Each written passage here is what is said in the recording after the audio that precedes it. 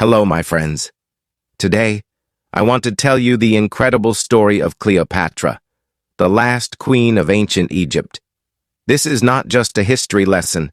It's a journey back in time, filled with drama, power, love, and ambition. Cleopatra was one of the most famous women in history, and her life is like an exciting movie. So sit back, relax, and enjoy this amazing story. Perfect for your English practice, and I promise you will love every moment of it. Chapter 1. Cleopatra's Early Life. Over 2,000 years ago, in 69 BCE, a baby girl was born in Alexandria, Egypt. This baby's name was Cleopatra VII, and she would grow up to become a queen like no other. But before she ruled, she was just a little girl with big dreams. Cleopatra was born into a royal family called the Ptolemaic dynasty. This family had ruled Egypt for many years, but they were not originally from Egypt. They came from Greece. Cleopatra's ancestor, Ptolemy I, was one of Alexander the Great's generals, and he became the king of Egypt after Alexander's death. So Cleopatra's family was both Greek and Egyptian. Cleopatra's father was King Ptolemy XII, and her mother might have been Cleopatra V. But historians are not completely sure about her mother's identity. Cleopatra grew up in a palace surrounded by luxury. She had servants, beautiful clothes, and the best education.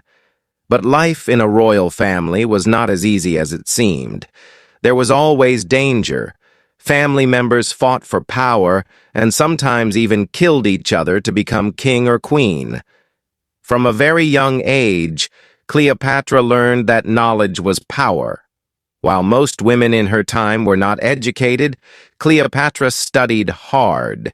She learned many languages, including Greek, Latin, Egyptian, and even Hebrew.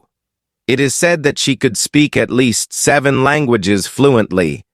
This was rare and made her very special. Cleopatra was also curious about everything.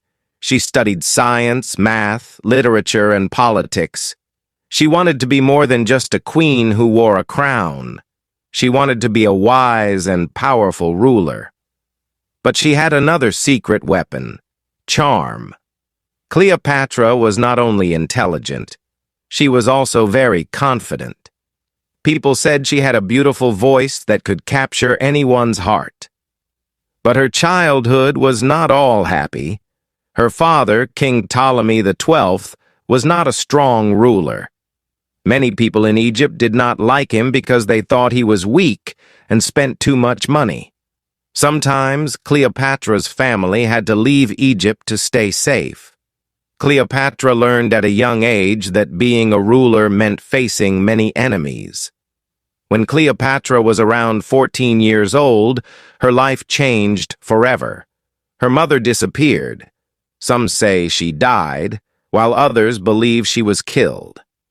Cleopatra's father became very sick, and soon Cleopatra would have to fight for the throne. She was still a teenager, but she was already preparing to become queen. What made Cleopatra different from other rulers was her deep love for Egypt. Even though she was part of a Greek family, she respected Egyptian traditions. She was the first Ptolemaic ruler to learn the Egyptian language, and she even presented herself as the goddess Isis, a powerful figure in Egyptian mythology. By the time Cleopatra was a young woman, she was ready to rule. But ruling Egypt would not be easy. She had enemies inside and outside her family.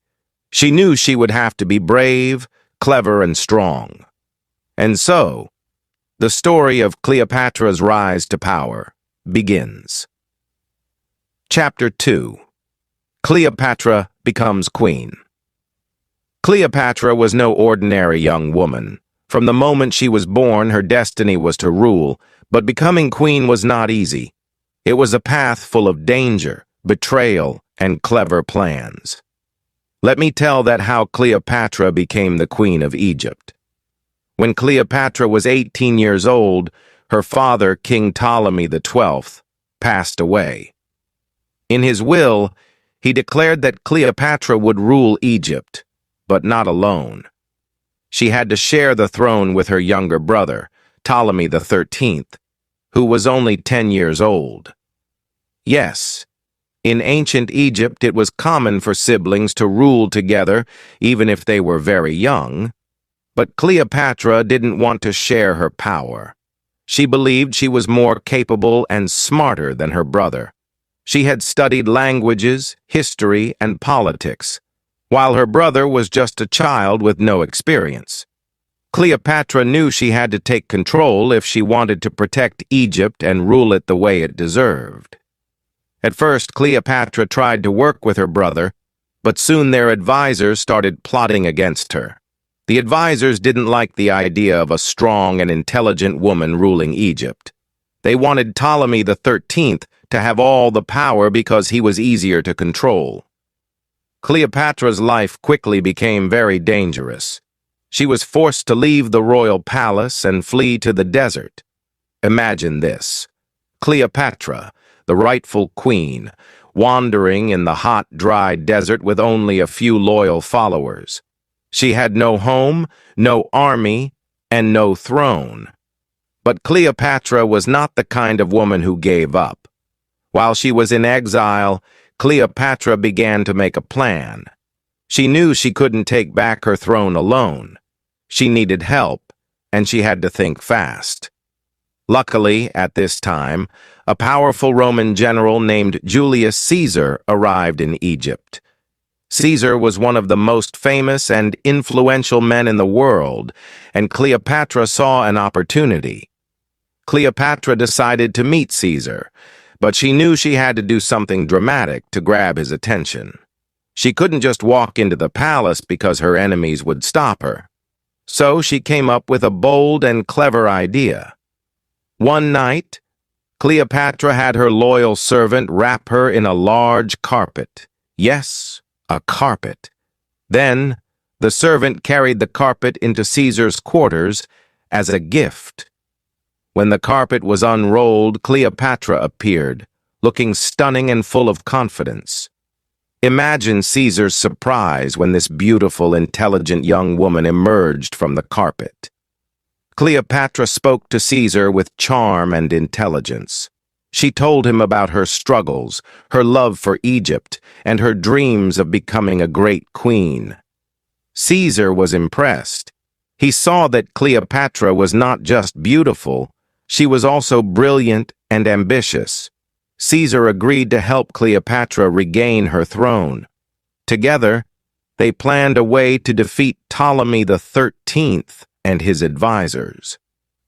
Cleopatra's enemies didn't stand a chance against the combined forces of Cleopatra and Caesar. After a fierce battle, Ptolemy XIII was defeated, and Cleopatra was restored as the Queen of Egypt. But Cleopatra wasn't just satisfied with regaining her throne. She wanted Egypt to become powerful and respected again. She started working closely with Caesar to strengthen her country. She introduced new policies, improved trade, and even built a strong relationship between Egypt and Rome. Chapter 3. Cleopatra and Julius Caesar. Cleopatra was now the Queen of Egypt, but her life was far from peaceful. She had won her throne back with the help of Julius Caesar, one of the most powerful men in Rome. But their story wasn't just about politics. It was also about love, ambition, and danger. After Cleopatra defeated her brother, Ptolemy XIII, with Caesar's help, she became the most powerful person in Egypt. But she didn't want to just rule Egypt. She wanted to make her country strong and respected across the world. She knew that having Caesar by her side could help her achieve her dreams. Cleopatra and Caesar spent a lot of time together after the battle. Cleopatra admired Caesar's strength, intelligence, and ability to lead armies. Caesar admired Cleopatra's beauty, charm, and clever mind. Even though Caesar was much older than Cleopatra, he was around 52 years old while Cleopatra was only 21, their connection was strong. Cleopatra invited Caesar to stay in Egypt, and he agreed. Together they explored the beautiful city of Alexandria, sailed along the Nile River, and talked about their plans for the future. Cleopatra showed Caesar the rich culture and history of Egypt, and Caesar was impressed. He saw that Egypt was not just a land of deserts and pyramids, it was a powerful and wealthy country with great potential. During this time, Cleopatra became pregnant. In 47 BCE, she gave birth to a son, whom she named Ptolemy Caesar, but people called him Caesarion, which means Little Caesar. Cleopatra believed that Caesarion would one day unite Egypt and Rome, creating a powerful empire. She wanted her son to be a symbol of strength and unity. But their happiness didn't last long. Cleopatra and Caesar's relationship caused a lot of problems. Many people in Rome didn't like the idea of Caesar being so close to a foreign queen. They thought Cleopatra was trying to take control of Rome through Caesar. Some even called her a dangerous temptress. Caesar decided to return to Rome, but he didn't leave Cleopatra behind. Instead, he invited her to come with him. Cleopatra, always bold and fearless, agreed. She traveled to Rome with Caesarion and a grand entourage. Imagine the scene. Cleopatra arriving in Rome with golden chariots, exotic animals, and beautiful Egyptian servants. She wanted to show the Romans the wealth and power of Egypt. In Rome, Cleopatra lived in a luxurious villa provided by Caesar. She attended banquets, met important Roman leaders, and even influenced Roman fashion with her Egyptian style. But not everyone welcomed her. Roman women were especially unhappy because Cleopatra was so different. She was confident, glamorous, and unafraid to stand out. While in Rome, Cleopatra witnessed Caesar's rise to power. He declared himself dictator for life, meaning he had complete control over Rome. Cleopatra hoped that this would strengthen their alliance, but trouble was brewing. Many Roman senators were unhappy with Caesar's growing power, and they started plotting against him. In 44 BCE, something terrible happened. Julius Caesar was assassinated by a group of senators who feared he was becoming too powerful. They stabbed him in the Roman Senate, and his death shocked the world. Cleopatra was devastated. She had lost her greatest ally and the father of her son. Cleopatra knew that her life was in danger. Without Caesar, she had no protection in Rome. Many people saw her as a threat, and she had to act quickly. She gathered her servants, her son, and all her treasures, and fled back to Egypt. Back in Egypt, Cleopatra was determined to stay strong. She mourned Caesar's death, but didn't let it stop her. She continued to rule Egypt with wisdom and courage. She strengthened her army, improved the economy, and prepared for whatever challenges would come next. Cleopatra also made sure to protect her son, Caesarion. She wanted him to grow up as a strong leader who could one day fulfill her dream of uniting Egypt and Rome. She taught him about politics, strategy, and the responsibilities of being a ruler. But Cleopatra knew that Egypt was still in a dangerous position. Rome was the most powerful empire in the world, and Egypt needed a strong ally. Cleopatra began to look for new ways to protect her country and her throne. This chapter of Cleopatra's life was filled with love, loss, and survival. She had faced one of the greatest tragedies of her life, but refused to give up. Chapter 4. Cleopatra and Mark Antony. Cleopatra's life took another exciting and dramatic turn after Julius Caesar's death. This chapter is about Cleopatra's meeting with Mark Antony, one of the most powerful leaders in Rome, and how their story became one of the most famous love stories in history. After Julius Caesar died, Rome was in chaos. Many powerful men were fighting to take control of the empire. Among them were Mark Antony, Octavian, Caesar's adopted son, and Lepidus. Together, they formed the Second Triumvirate to rule Rome, but it was clear they didn't trust each other. Mark Antony was a brave soldier and a skilled leader. He was strong, handsome, and very confident. He was also charming, and people admired him. Mark Antony had heard about Cleopatra, the beautiful and intelligent queen of Egypt, but they had never met. At this time, Mark Antony wanted Egypt's support because Egypt was a rich and powerful country.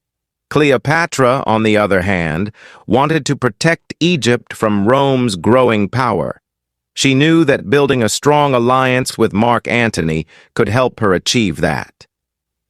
One day, Mark Antony sent a message to Cleopatra. He wanted her to meet him in Tarsus, a city in modern-day Turkey, to discuss their alliance. Cleopatra knew this was her chance to impress Antony, and she planned something unforgettable.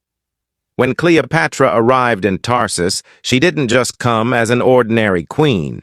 She made a grand entrance that would leave everyone speechless. Cleopatra sailed to Tarsus on a golden ship with silver oars and purple sails. She dressed as the goddess Aphrodite, the goddess of love and beauty, and surrounded herself with beautiful servants dressed as gods and goddesses. The air was filled with the sweet smell of perfumes and flowers. When Antony saw Cleopatra, he was amazed. He had never seen anyone like her. She was confident, intelligent, and beautiful. Cleopatra spoke to Antony with charm and wit, and he couldn't take his eyes off her. That meeting was the beginning of their powerful and passionate relationship. Cleopatra invited Antony to come to Egypt, and he accepted. In Alexandria, they spent time together, enjoying lavish banquets, parties, and games. Cleopatra showed Antony the beauty of Egypt and its rich culture. They laughed, shared stories, and made plans for the future. Antony fell deeply in love with Cleopatra, and she fell in love with him too. Together, they dreamed of creating a great empire that would rule both Rome and Egypt. Cleopatra believed that with Antony by her side, she could protect Egypt and make it more powerful than ever. But their relationship wasn't just about love. It was also about politics. Antony needed Cleopatra's wealth and resources to support his military campaigns, and Cleopatra needed Antony's power to protect Egypt. They both knew that they were stronger together. Cleopatra and Antony's love grew stronger, and they even had 3 children together: a son named Alexander Helios, a daughter named Cleopatra Selene, and another son named Ptolemy Philadelphus. Cleopatra was proud of her family and believed her children would one day rule a great empire. However, not everyone was happy about their relationship. In Rome, Antony's alliance with Cleopatra made many people angry, especially Octavian. Octavian saw Cleopatra as a threat and accused her of trying to take control of Rome. He began spreading rumors that Cleopatra had bewitched Antony with her beauty and charms. Antony's alliance with Cleopatra also caused problems in his personal life. He was already married to Octavian's sister, Octavia, but he chose to stay with Cleopatra instead. This created tension between Antony and Octavian, and their rivalry grew stronger. The tension between Antony and Octavian eventually led to war. Octavian declared Cleopatra and Antony enemies of Rome and sent his army to fight them. Cleopatra and Antony prepared for battle, knowing that everything they had worked for was at stake. Chapter 5. The Fall of Cleopatra and Mark Antony. Cleopatra and Mark Antony were ready to fight for their love, their dreams, and their kingdoms. They stood together as a powerful couple, determined to protect everything they had built. But their final chapter was filled with betrayal, heartbreak, and courage that would inspire people for centuries. Octavian, their greatest enemy, was determined to destroy Cleopatra and Antony. He wanted to take control of Egypt and stop Antony from gaining more power. Octavian's army was strong, disciplined, and well prepared for war. Cleopatra and Antony, however, were not going to give up without a fight. They decided to face Octavian in a great naval battle. This battle, known as the Battle of Actium, took place in 31 BCE near the coast of Greece. Cleopatra brought her fleet of Egyptian ships, and Antony brought his Roman forces. Together, they believed they could win. The day of the battle arrived, and the sea was filled with ships, soldiers, and weapons. Cleopatra and Antony fought bravely, but Octavian's army was too strong. During the battle, something unexpected happened. Cleopatra's ship suddenly turned and sailed away. Many believe that Cleopatra retreated to protect her fleet and herself, but Antony misunderstood her actions. He thought Cleopatra had betrayed him. Feeling heartbroken and confused, Antony's forces began to fall apart. Octavian's army defeated them, and Antony was left devastated. He returned to Egypt to find Cleopatra, desperate for answers.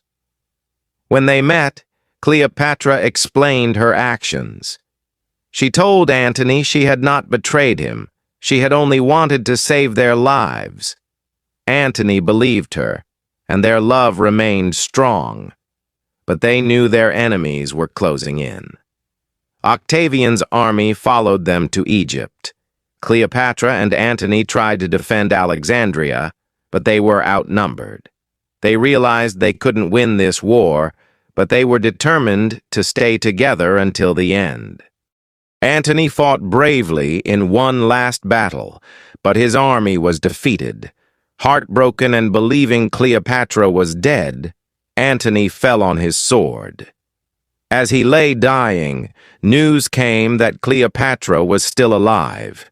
His servants carried him to Cleopatra's hiding place, and the two lovers shared their final moments together. Antony died in Cleopatra's arms, leaving her alone to face her enemies.